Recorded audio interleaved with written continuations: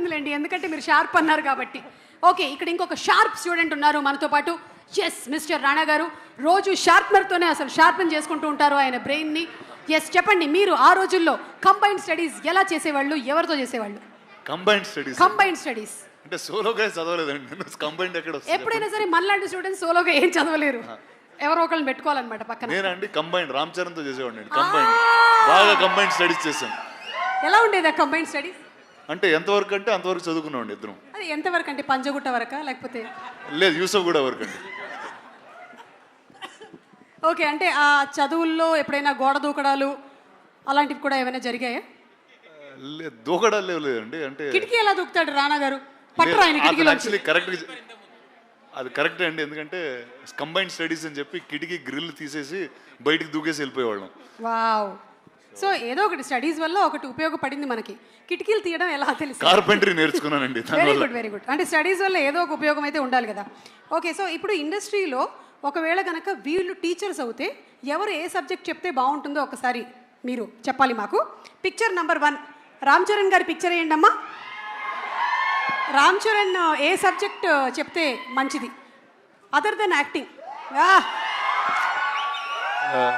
Horse riding నేర్పిస్తే బాగుంటుంది. Wow, that's super. Yeah, he can teach terrific horse riding in school. Super. Magadheera నుంచి అప్పటి నుంచి. ఓకే, నెక్స్ట్ పిక్చర్ ప్రభాస్ గారి ఫోటో వేయండి అమ్మా. ఈయన ఏ సబ్జెక్ట్ చెప్తే బాగుంటుంది? అందరితో హ్యాపీగా ఎలా ఉండాలని ఒక I think more behavioural and cultural class చెప్తే బాగుంటుందండి. Actually I think we have a happiness ministry, అది ఇచ్చేస్తే బెస్ట్. ఇచ్చేస్తే బెస్ట్ అండి, హ్యాపీనెస్ మినిస్ట్రీ. కరెక్ట్. బా, yes, darling Prabhas. Next picture please. Anushka గారి ఫోటో వేయండి. ఈవిడ ఏం టీచ్ చేస్తే బాగుంటుంది? సేమ్ అండి, యాక్చువల్లీ మంచితనం టీచ్ చేస్తారండి అందరికి. బా, అంటే నాకు ఇప్పుడే రీసెంట్గా నేను యాక్చువల్లీ నేర్చుకున్న జపాన్లో కొన్ని స్కూల్స్లో ఫస్ట్ 3rd క్లాస్ వరకు 4th క్లాస్ వరకు వాళ్ళకి ఏ సబ్జెక్ట్స్ ఉండవండి. అంటే కేవలం మనుషులతో ఎలా మాట్లాడాలి, ఇళ్ళు ఎలా శుభ్రంగా పెట్టుకోవాలి, those kind of basic subjects will be taught for life. I think she is the best person to teach that. I think మన అందరికీ ఇక్కడ చాలా అవసరం అది. చాలా అవసరం. మనకి యూకేజీ ఎల్కేజీ నుంచే నౌన్ ప్రొనౌన్స్ రుద్దేస్తున్నారు. ఓకే, లాస్ట్ కాదు, ఇంకొక 2 పిక్చర్స్ ఉన్నాయి. ఆ రాజమౌళి గారు ప్లీజ్ రండి. ఎలాగో మీరు మాకు ఇంకా ఒక 2 years వరకు దొరకరు ప్రీ రిలీజ్లో, కనీసం ఇలా ఫోటోలు అయినా వేసుకొని మేము సంతోషపడతాం.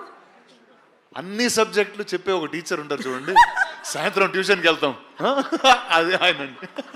సూపర్, అసలు సింప్లీ సూపర్. అన్ని సబ్జెక్ట్స్ కి మనం 300 రూపాయలు కట్టి వెళ్ళిపోతాం. సాయంత్రం ట్యూషన్కి వెళ్తాం చూడండి. Okay, done. Thank you teacher, thank you. And last but not the least are Devara NTR. ఖచ్చితంగా తెలుగు టీచర్ అండి, తెలుగు టీచర్ 100%.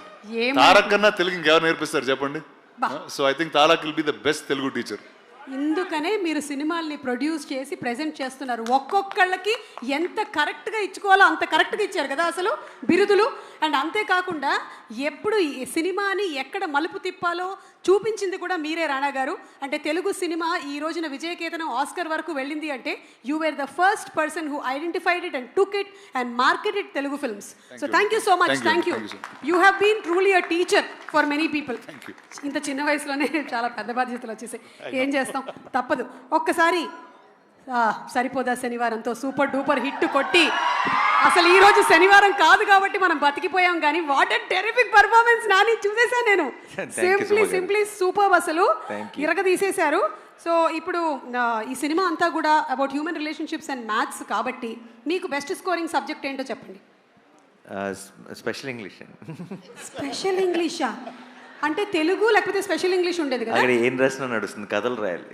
ఎక్కువ ఆన్సర్ షీట్స్ రాసామంటే ఏదో ఒక మార్కులు వేసేస్తారు అంతే. కథలు రాయడమే, అక్కడ కథలు రాయడమే, ఇక్కడ కథలు రాయడం. సరే, ఇక్కడ మాకు చిన్న కథ చెప్పండి. మీరు చిన్నప్పుడు విన్న చిన్న కథ ఏదైనా జస్ట్ 2-3 లైన్లో చెప్తే చాలు. ఎలాగో మాకు చిన్నప్పుడు సొంత కథలు వెళ్ళినామండి, మనం చూసిన సినిమా కథే, టైటానిక్ రాసేవాడిని. బా, గ్రేట్. అసలు టైటానిక్ని కూడా అక్కడ రాసేసారా మీరు? ఓకే, సో మీకు మీ సిస్టర్కి ఇందులో ఈ సినిమాలో బ్రదర్స్ ఇద్దరి మధ్యలో బాండింగ్ చాలా బాగుంటుంది. సో మీకు మీ సిస్టర్కి మధ్యలో ఉండేటువంటి ఆ బాండ్ లేదా incident, anything that you would recollect? I think సిబ్లింగ్స్కి ఎవరైనా సరే సిబ్లింగ్స్ అన్నాక బాగా కొట్టుకుంటారు, అది అలాగే బాండ్ గట్టిపడుతుంది. ఐ థింక్ వాళ్ళు మనకి ఎంత ఇంపార్టెంట్ అని మనకు తెలిసేది కొంచెం వాళ్ళు ఎక్కడికైనా వెళ్ళినప్పుడు వాళ్ళని ఒక సంవత్సరం చూడనప్పుడు కొంచెం దూరం అయినప్పుడు బేసిక్గా. సో నేను అంతే లైఫ్ అంతా బాగా కొట్టుకు తెచ్చాం.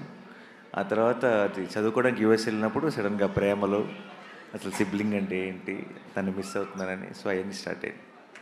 Super. Last and final question, 35 ప్లస్సా 35 మైనసా? ఏజ్ కాదు, నా ఏజా? మార్క్సా ఒక్కసారి కూడా 35 దాటలేదు.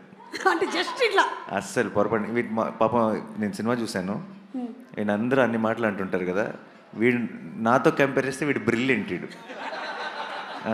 పొరపాటును కూడా వాడు కనీసం 1 ముందు 0 పెట్టాలా 1 తర్వాత 0 పెట్టాలా అని డౌట్ ఉంది. నాకు అసలు 1 తర్వాత 2 ఎందుకు రావాలి, 2 ముందు ఎందుకు రాకూడదని డౌట్ ఉండేది. సో ఒక రకంగా చెప్పాలంటే నేను సినిమా చూస్తున్నంతసేపు వీడితో తెగ రిలేట్ అయిపోయి ఇదేదో నా బయోపిక్ తీస్తారన్నట్టు ఫీల్ అయ్యాను. Super super. ఫండమెంటల్స్ని క్వశ్చన్ చేస్తున్నారు చాణక్య గారు, మీరు ఎలా ఫీల్ అవుతున్నారు? అంటే ఈయన క్యారెక్టర్ పేరు చాణక్య. ప్రస్తుతానికి అన్న బయోపిక్ అన్నాడు కాబట్టి నేను చాలా గర్వంగా ఫీల్ అవుతున్నా. ఆయన ఫండమెంటల్స్ని క్వశ్చన్ చేసింది కాబట్టి ఇక్కడ దాకా వచ్చిండు. ఆయన బయోపిక్లో పెద్ద విలన్ మీరే, అర్థమవుతుందా? సినిమా చూసిన తర్వాత అర్థమవుతుంది అందరికీ. విలన్లు ఉంటేనే కదా హీరోలు అవుతారు. బాగా కొట్టేశారబ్బా మార్కులు. ఈ ఒక్క దెబ్బతో నేను స్టేజ్ మీదకి వెళ్ళిపోతున్నాను. డైరెక్టర్ గారిని తీసుకొని, సార్